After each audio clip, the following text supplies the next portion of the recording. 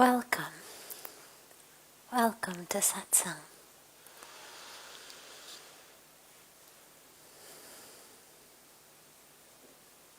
I'm so glad you're all here and that we are together. And welcome, of course, to our family joining us from all over the world through this beautiful technology. And we begin, as usual, with one of the questions that comes in advance from our family all over the world, and then we'll open it up to any question that anyone here has.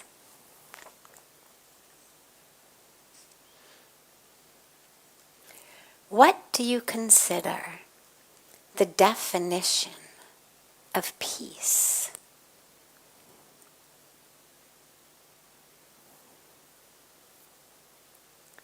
Rather than definition, I think let's talk experience. Because a definition we can all get by looking in a dictionary. Just Google what is peace. It'll give it to you in every language. It'll give it to you with all of the permutations. Let's talk, what is the experience of peace? And a lot of people think that peace is आप लोग बैठ जाओ, विश्व कुमार जो है अब बैठ जाओ, है ना, लोगों के सामने है, बस, thank you. The experience of peace is a lot more than people sadly think it is. A lot of times people think that peace is just an absence of war when we're talking about in countries or internationally. In our communities, we think of it as an absence of violence. Within ourselves, we think of it as an absence of conflict. But it's a lot more than that. Yes, of course, being free of violence is a precondition for peace. But that's the beginning, not the end. It's like if we talk about health, well, not having a fever, not having a cough, not having a bacterial or viral or fungal infection ravaging your body is obviously essential for health, but that's not really the fullness of health. That's just the beginning, kind of the bare minimum. And with peace, if it's just the absence of conflict, then peace would be empty. It would just be, okay, no conflict. But peace is actually something that is really full, kind of overflowingly full. And it's full of truth. It's full of joy. It's full of possibilities. When we live in peace, it means not just in this exact moment there isn't a conflict, but it means that who I am has become free of that which creates conflict. Let's say, for example, that I've got a really bad temper. And that really bad temper is rooted in deep anger, ego, attachment to things going my way, anchored in things that have happened to me in my past that I can't let go of. Okay? Now let's say that in this moment, I'm watching a funny movie. Okay? And I'm watching a funny movie and I'm laughing. Maybe I've got a bowl of popcorn. I'm eating popcorn or eating chips and watching a funny movie. I am in peace, you could say. But that's not really the peace we're looking for. That's just in this moment. There's nothing that's triggering my anger. In this exact moment, I'm temporarily free of that which triggers me, of the people I usually yell at. So most people with a bad temper tend to lose it at those closest to us most of the time, sadly. It's why when, someone goes out and commits murder, everybody says, my God, I thought he was just such a nice guy, right? Because acquaintances, neighbors don't necessarily know what a temper that person has. But those in the house usually do. So let's say, for example, that I am this person with this very bad temper. And at the moment I'm watching this funny movie, eating popcorn, eating chips, and the people I'm usually angry with, the people I usually lose my temper at, they're not here. Okay, maybe they've all gone out of the house. I'm home alone with a funny movie and a bowl of popcorn. So you could say I'm peaceful, right? I'm not yelling, I'm not screaming, I'm not doing anything. But nothing has actually changed in me. The moment the movie's over, the moment someone comes in the house, the moment something that I didn't want to happen happens, well, there I am, screaming, yelling, hitting, abusing again. So peace is not just a temporary, situation-based reprieve from an otherwise very conflicted environment. Peace is when, even when things are not going the way I want them to, even when people around me who trigger me are there, I'm still living in peace. Not because I'm biting my tongue, not because I'm, driving my fingernails into my palms to keep myself from screaming, but because I'm actually able to exhale in that moment. I'm able to be present with whatever the moment brings.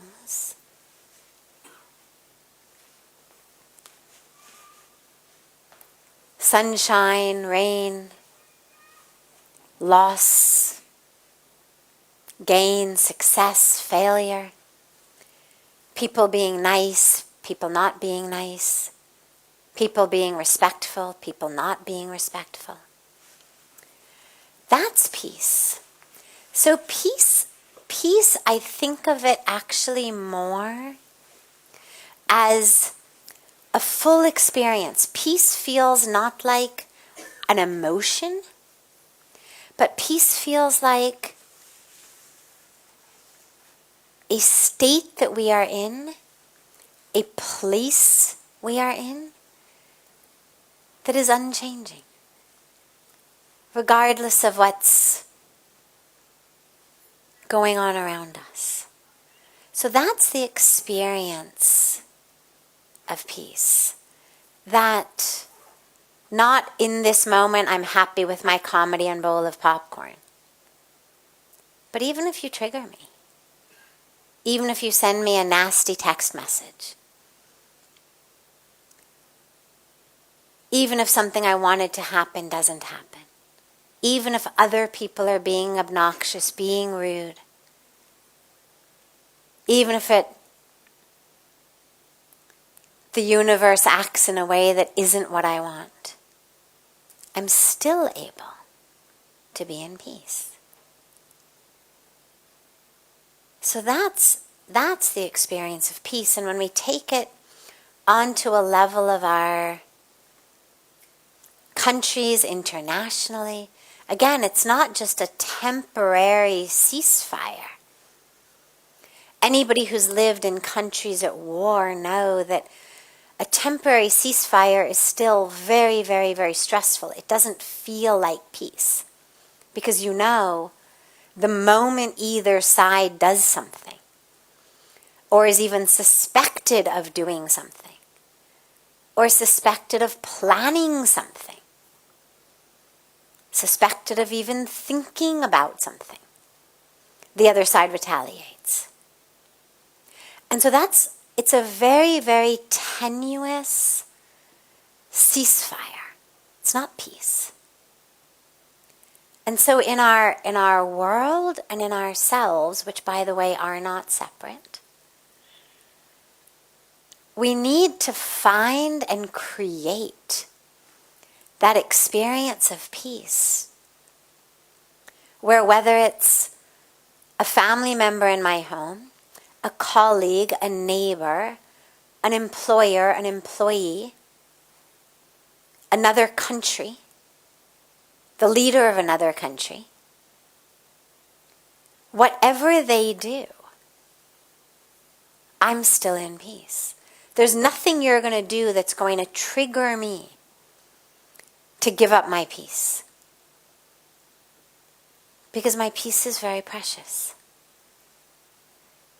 Most of us take our peace as very sasta, very cheap. Every random person who cuts us off in traffic, we're like, okay, take my peace. Every random person who insults us, we're like, okay, here's my peace. Itna sasta nahi hai. Your peace is not something that cheaply should be thrown around. It's very precious. Be very careful of who and what is really deserving of you handing your peace to them on a platter. Because otherwise, every 2 minutes, this one does this one does that, this guy didn't stop at the light, or he stopped for too long, or he stopped too short. Everything. We are just like distributing pieces of our peace all over the place. You take some, you were obnoxious. You take some, you were rude. You take some, you cut me off. And then we wonder why we're not in peace. And then we go to, trainings and courses to attain peace. If we just could hold on to what we had and stop handing it out like, it was snow in the winter, we would be in peace. But in order to do that, we have to actually find within us, and this is that ultimate experience of peace, we find within us that source. Because as long as my peace is dependent on things outside, it's always going to be tenuous. Things outside go my way, I can be in peace. They don't go my way, I won't be in peace. But that puts me in a very risky situation. Hang out around the wrong people. Find yourself, in the wrong cubicle area of an office complex. Have the wrong neighbors move in next door. And suddenly your peace is gone. And so instead, what we need is to really rediscover that source of peace within ourselves. that is there because the core of who we are is divine. And the nature of the divine is love, is peace, is light. And so that source of all of that is within us. That's the source to connect to. So that regardless of what's happening outside, you're able to be in peace. And when you've got that, then you're going to find that you actually have a lot more than peace. You have peace, but you also have joy. You also have love, regardless of who outside might be loving you back. You've got love blossoming inside you, because that source of love is within us as well. And when I'm able to find that source of peace, I find the source of love as well. And then we're able to live in peace, in love, in joy, due to an inner source. And then we overflow. We overflow with love and peace and joy, and we share it with others. And in some cases, we get love and joy back. In some cases you don't. But we are overflowing. And so that which we really need is being created within ourselves. And then that's what makes that state consistent. Not just based on a certain time or place. And that's, of course, what we need in our nations as well, is an understanding of peace, a definition of peace, an experience of peace that isn't just we're not throwing bombs on each other, but actually a peace that includes ensuring that everyone has food to eat, that everyone has a roof over their heads, that everyone has access to medical care, that everyone has access to water, that no one's human rights are being oppressed. Because just because we may not be bombing the country next to us, if people in our country are being oppressed or are living on the streets, or are sick and don't have access to medical care, well, we can't say that we've got a peaceful country or a peaceful society. Those people are not in peace. And so we need these expanded understandings of peace for ourselves and for our societies.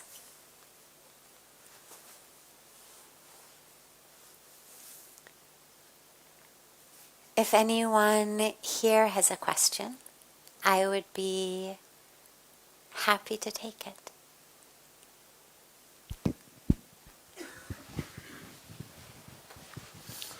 Namaste, Sadhviji. My question is an extension of what you have just said.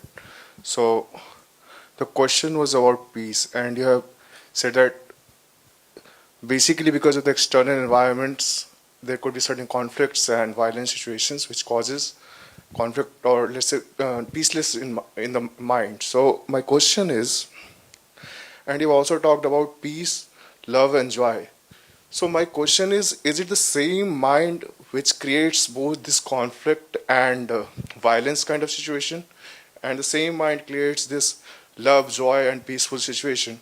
Or is it altogether different zone which you call as love or peace, which is not of mind, is it something beyond? Beautiful. Beautiful.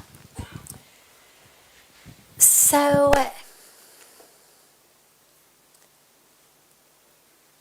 without getting into too long and involved of an explanation around the mind and the brain, which are separate but of course interlinked, without getting into a very long and involved conversation around the mind and consciousness, which is, again, interlinked here but its own topic as well, let us just say for here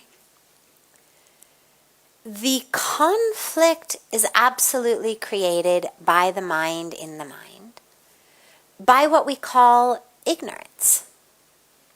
You can think of it, some religious traditions in the world talk about what's called original sin.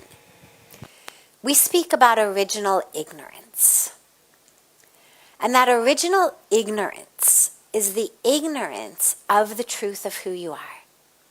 That original ignorance that instead of understanding that you are soul, spirit, divinity, thinks that you are this body, thinks that you are your history, thinks that you are your roles, your identities, your personalities, your bank account, your social status.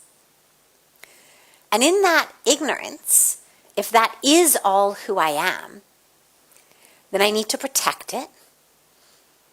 I need to make it more and better. So there's going to be competition, there's going to be jealousy, there's going to be greed. If someone tries to interfere with me trying to make my ignorant understanding of self more, better, I'm going to get angry. Someone stands in my way, I'm going to get angry. So this is where that ignorance leads to suffering. And that's why what we understand as original ignorance is what leads to suffering. The reason we suffer is because we identify as this body, as these roles, as these stories. So we carry stories from our childhood, patterns from our lives. They cause us to suffer. We develop ways of being in anger, in greed, in jealousy, in competition. We suffer because having those thoughts makes you suffer. Long before I hit someone else or insult someone else or punch my fist through a wall, I'm already suffering inside that anger that leads me to shout at someone. Well, is being created. It's created in my mind, but the mind grabs the entire body along. When you are angry, you feel it in the body. Your heart rate goes up. Your blood pressure goes up. Your face gets red. Your hands get sweaty. It grabs the whole body. Your digestion stops. That's why they say you should never eat when you're angry. Never discuss those sorts of things that make you angry around the dining table. Ruins digestion. Should be very, very careful what sorts of conversations we permit around our table. Or are we watching the news that makes us angry while we eat? Scrolling our emails, seeing things that make us angry. So anger grabs the whole body as well. But it's created in the mind. Because I've identified as just this body. And so, well, if this is all I've got, I mean, really, 4 or 5 200 rupee saris, well, that's nothing. I should have more, right? So then you get greedy. Then you wander down the street and you're like, oh my God, that person has, very nice things. I should have that. Why that person? Why not me? Then you start plotting. Right? So the mind creates suffering, rooted in ignorance. And then, of course, we bring suffering to others.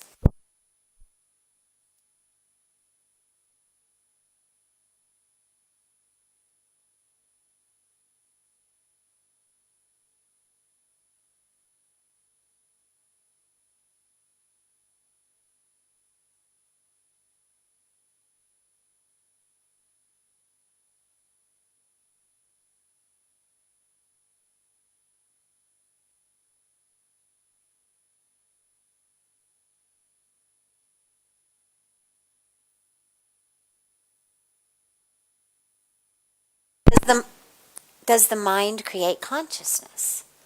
No, it doesn't. Consciousness exists regardless of what state our mind is in. But whether I am able to be conscious of consciousness depends on my mind. So if I take a bunch of drugs, or I drink a bunch of alcohol, or I get bad brain damage, I'm no longer going to be able to be conscious of consciousness the way that I am when I'm sober with my brain intact. It's why people do things under the influence of drugs and alcohol that they later say, oh my God, I cannot believe I did that. Who was that? Right? And these days everybody's got a phone, so everybody's videoing everything. You're like, yeah, that looks like me. Those are my clothes. But that wasn't me. Who was that? Well, consciousness existed, but I was not conscious of it. My brain/mind, for this purpose, was hijacked, literally, by the drugs, by the alcohol, or damaged by the brain damage in such a way that it's no longer able to be conscious of consciousness. But consciousness still exists. In the same way, love, peace, well, those are truth. Those are part of the nature of who we are. That has nothing to do with our bodies or our stories, and has everything to do with the fact that we have been created, not just by the Creator, but of the Creator. That the core of who we are is love, is joy, is truth, because it is divinity. If my mind is under the influence, drugs, alcohol, brain damage, or anger, or stress, right? We speak about drugs and alcohol, well, they're just chemicals in our brain. So are the chemicals that flood our brain in stress and in anger. So even if in that moment I am wrapped up in anger, the core of who I am is still love, peace, truth, joy. I'm just not able to access it in that moment. So we need our minds to be healthy, to be sober, to be calm and relaxed, so that we are able to access that truth of who we are. But it's still the truth of who we are, even if we can't access it. But then we're not able to benefit from it. Then we're not able to grow and blossom in that.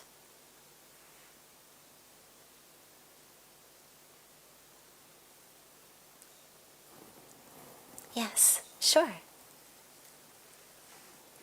I have to get up? No, you don't have to get up. Okay. The mic is just so that the people joining us in the on the internet all over the world can actually hear you. Then the mic goes in, because otherwise they can't hear when people are far away. Pranam, ma'am. Yes. Sadhviji, my question is, like, when I was a young girl, I used to get angry and I used to use sometimes very harsh words, but I was ignorant about that kind of temperament. And I was at peace at that time because I was ignorant. More and more I'm getting mature. I'm aware of my this harsh words or aggression or anger. I'm more miserable. I'm not at all at peace. So this awareness has made me more miserable as compared to that ignorant stage. So I would say that when you were young, if you were getting angry a lot and using very, very harsh words against people, I'd say you weren't in peace, but that you weren't conscious enough of what's going on. When we're young, we're very reactive. We're very reactive to the world around us. But living in impulse, living in instinct, living in reaction is not our highest goal. But it is what happens a lot when we're young as we grow, especially if there are things going on that are making life difficult for us. And if you had a tendency toward anger as a young girl, I would say that something was going on in your life, in your family. Not that necessarily was bad or wrong. You know, we see it a lot with kids who suddenly have a new sibling, a younger sibling, right? You've got a 5-year-old child, let's say, who spent his or her whole life being the only one. Now suddenly there's a new baby. Now suddenly that child gets angry, develops anger problems, or is acting out. It's not that the parents have done something wrong, but in the child's mind, their love has been withdrawn. Because now everyone's paying a lot more attention to the brand new baby. And the 5-year-old is sort of expected to suck it up and be the big boy now or the big girl now. And little things like that. I say little not in terms of the impact, but in terms of how common they are. Nonetheless, in many, many cases, have impacts on us like that if we don't examine them. So when I say something was going on, I'm not saying that somebody was necessarily doing something wrong. We see it with children when parents get divorced. We see it with children whose parents work so much that they never see them. Again, the parents are doing the best they can, trying to give their children the best opportunities, trying to provide for them. But in the child's mind, who wants mom or dad there, why are you not reading me a good night story? Why do you not get home to say good night? It creates, not always, but it can create anger. So I would say that there was anger in your youth, but that you weren't clear enough to be aware of it. Children are not growing with the awareness that the reason I'm now a bully on the playground is because I've got this little sibling. And I've really been angry since the day she was born. They're not that introspective, right? So you could say, oh, that kid's in peace. But schoolyard bullies are never in peace. Rule of thumb. There's always something going on. Otherwise, you don't take out anger on other people. We only share that which we have. If what we're sharing is anger, it means that's what's inside. It's why being around people who are happy is so much more fun than being around people who are not happy. Right? We've all seen it. You have a friend or friends who you know are going through a hard time. You want to be there to support them. And yet, after a while, you find yourself getting kind of drained. Like it's no longer enjoyable to be around this person because they are always negative, always complaining, always cranky, always upset. And people a lot of times find themselves caught in that wanting to be compassionate, wanting to be caring, But inside, we're no longer enjoying actually being with that person. Whereas when somebody's happy, genuinely happy, those are the types of people we actively like to be around. Because they're sharing happiness. So I would look back at your childhood, not in a woe is me, get stuck in your childhood way, but just with a little bit of introspection that's aware that maybe the anger you're feeling now started many, many decades ago. And now, as you say, as you're growing, that anger makes you miserable. So the question then becomes, when it's something that makes us miserable, and it's something that makes other people not want to be around us, why do we hold on to it?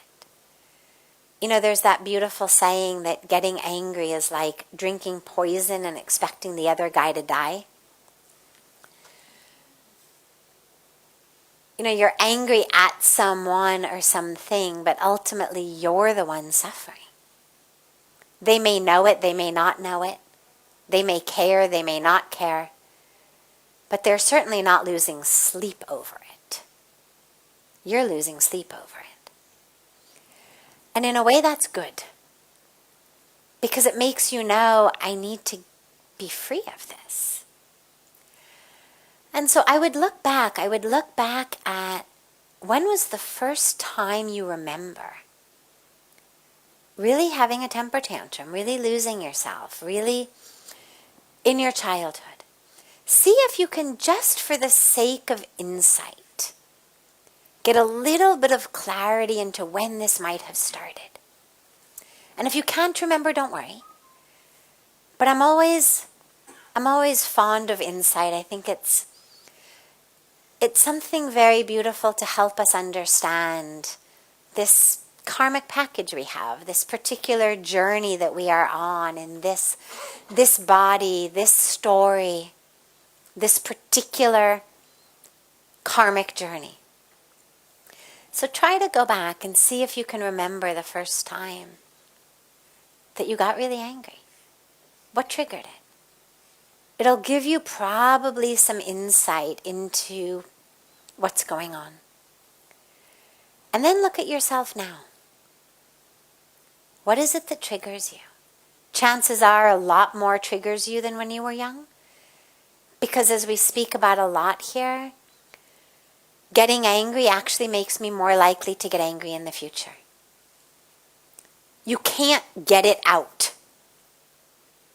It's not food poisoning. It's not a tumor that you can just get out and be done. Every time you lose yourself in anger, you create that sanskara even deeper, that impression even deeper. You're more likely to get angry in the future. So you need to now just decide, enough. Enough. Start building a toolbox of when you start to feel anger bubbling. What are your tools? So we've got tools of a walk around the block, right? A nice walk in the fresh air. Tools of a glass of water being drank very slowly. Tools of counting to 100. Those are sort of the easy ones. Simple ones, I should say. Then you start to develop tools like meditation, pranayama. Pranayama is a very interesting thing to do when you're angry because anger changes our breath. It makes it very shallow. It makes it very short. It brings it all the way up here, right? We're really angry. We really get angry, okay? If you can start to do pranayama and actually grab control of your breath, it'll change the emotional experience. And then from pranayama, you can go into meditation. So those are in the moment, what to do when you notice it arising. And slowly, slowly, it'll have less of a hold on you. But along with that, you also want to shift the personality from the one who gets angry to the one who's infinitely patient and giving. So start bringing some new things into your life. Bring in a new seva project. Bring in some new ways of really being beautiful to other people. Right? If you find yourself in line at the coffee shop,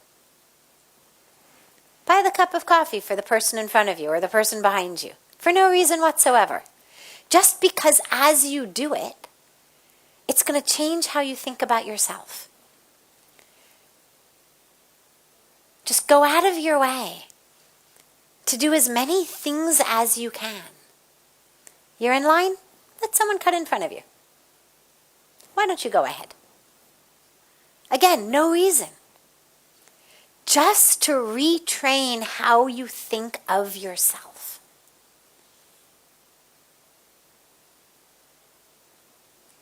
And slowly, slowly, that whole personality will change.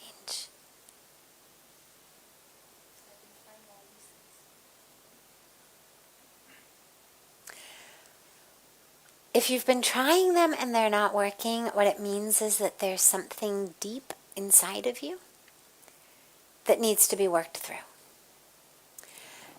And I would go back again to those early days when you got angry and see what triggered it. What is the root of your anger? If you're not going to get rid of it, fine.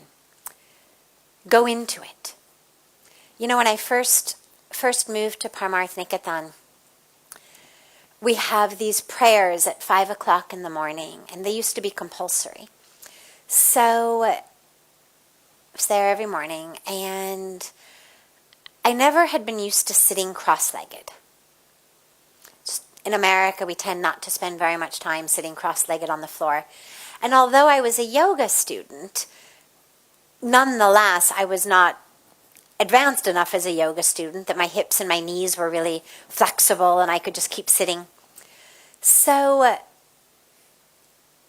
the prayers usually go an hour. It's half an hour of prayers and then half an hour of a talk in Hindi. And what I would find is that after about 35 minutes or so, my hip would just start burning like it was on fire. And some days, winter time, when there were a lot fewer people in the Satsang Room, I could very easily kind of stretch my legs out and, change the cross of my legs and no issue. But in summertime, when it was really crowded, there wasn't any space. There was another woman basically like right here, essentially in my lap. There was no way to change the cross of anything. And I developed, in the beginning it would really bother me. It's hurting. And I first tried to just meditate it away. Like I just wasn't going to pay attention to it. Just wasn't going to pay attention. But it hurt too much.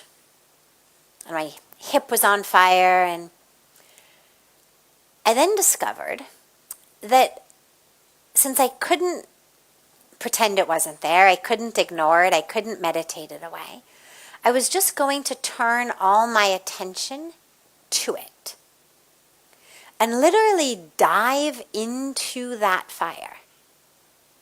And I started actually making kind of a joke out of it. I don't recommend this for your anger, but I started making kind of a joke out of it, and I would say to my hip, "Come on, is this the best you can do? Can't you get a little hotter? Come on, keep burning, I'm still here." And what I discovered was that the more I taunted it, the less it hurt. And the more I really dove into it, the less it troubled me.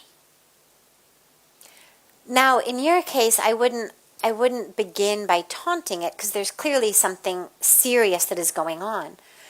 But if you can't outrun it, and you can't meditate it away, dive into it. The anger is coming. You know a glass of water is not going to work. You know a walk around the block isn't going to work. Fine. Sit down and get angry. But not with your mouth. Not with your fists. Sit down, close your eyes, and just allow the anger. Just feel yourself burning in anger. And as you do that, try to bring some awareness to it. What is that anger saying? Don't allow yourself to get stuck in whatever story it's telling you this time. This person said this. Don't allow yourself to get sold off so cheaply. Go into the depth. What are you really angry about? Where in your body does it feel angry? What color is the anger? Really look at it. What is it trying to tell you? See what it says. Yeah.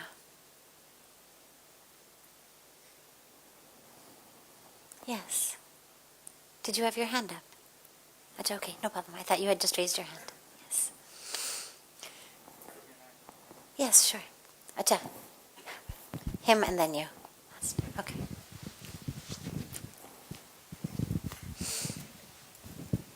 Thank you. Actually, I would like to connect to this question. Sure.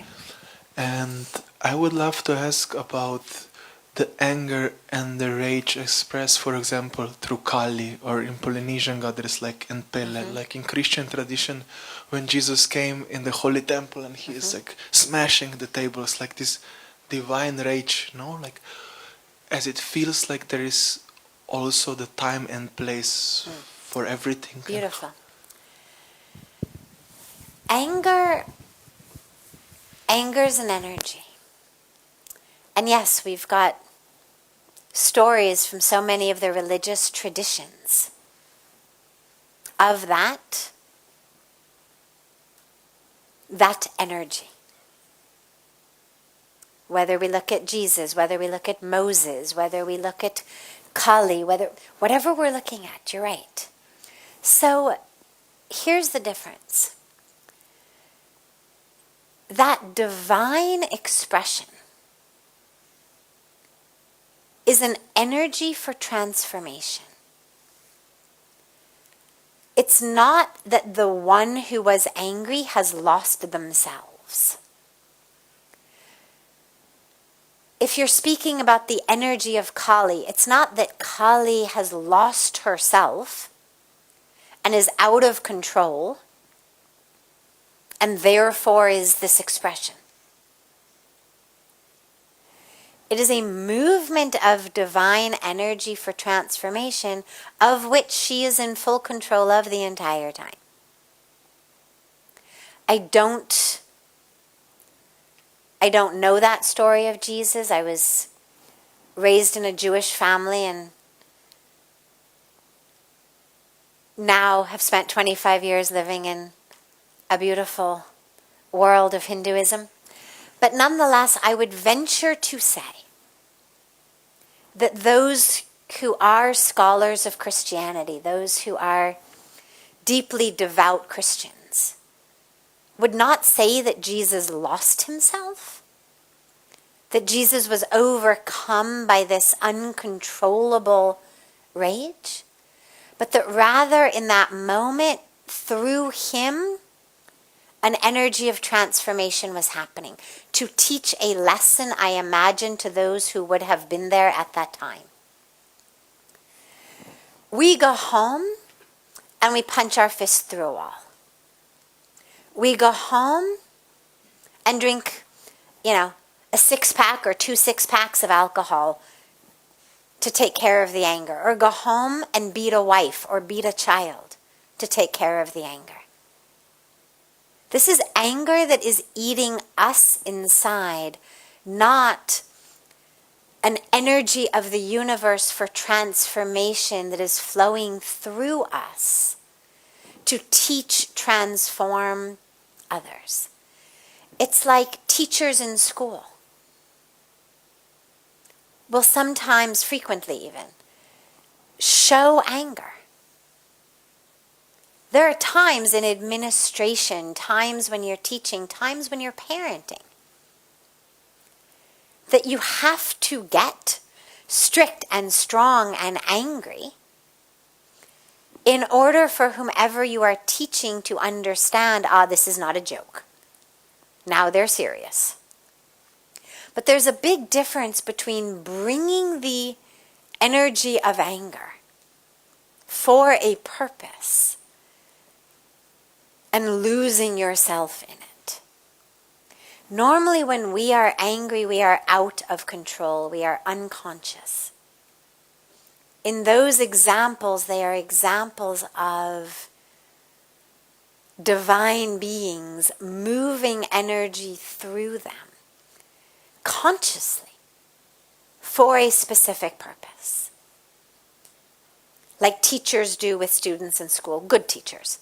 With students in school, when they realize, all right, until I yell, nobody's going to take me seriously. No one's going to listen to what I say. It's like parents. You're sitting with a toddler in your lap and there's an oil lamp or a candle. And the child keeps reaching for the flame. And you say, don't touch it, sweetheart. Don't touch it, sweetheart. Don't touch it, sweetheart. And you keep gently bringing their hands back. And they keep reaching for the flame. And eventually you go, now the child cries. But the child has stopped reaching for the flame. Now, that was a parent bringing an energy through such that the child, for God's sakes, would stop trying to touch fire.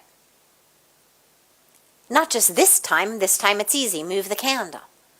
But what it means is this child has a tendency to be reaching for fire. And sometime the mother's not going to be sitting there able to pull the child's hand away. Better that the child understands and relates, fire, pain, and no longer reaches for it. So that's what that energy is. Yes. Yes. May I ask the discernment? Yeah, because it feels like the line between the righteous anger and would be like challenging to discern. Discernment, absolutely. Absolutely, discernment. This third eye, what's called the Agya Chakra, where we put the tilak, where we meditate on our third eye, is the energy center of what we call vivek, or discrimination, discernment. That ability to see light from dark, truth from untruth, and ultimately that capital T truth, to see the divine in all, the essence, the content, rather than the form.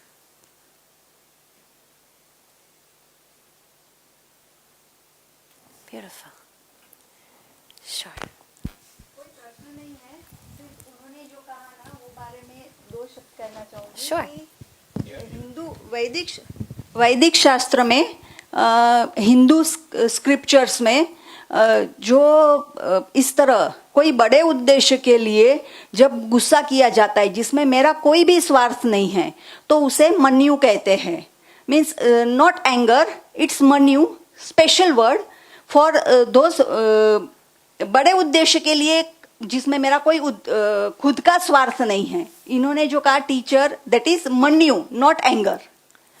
What she said is that in our Thank you. sure नमस्कार, धन्यवाद.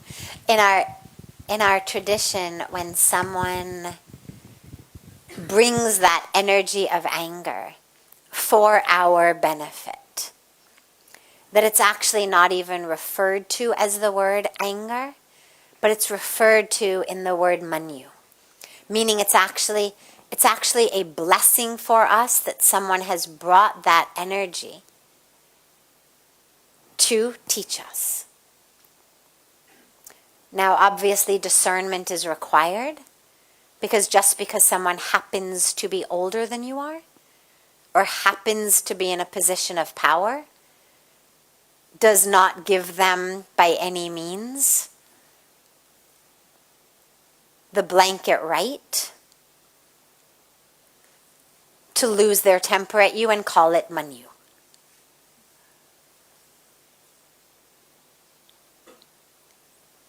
We'll take your question tomorrow.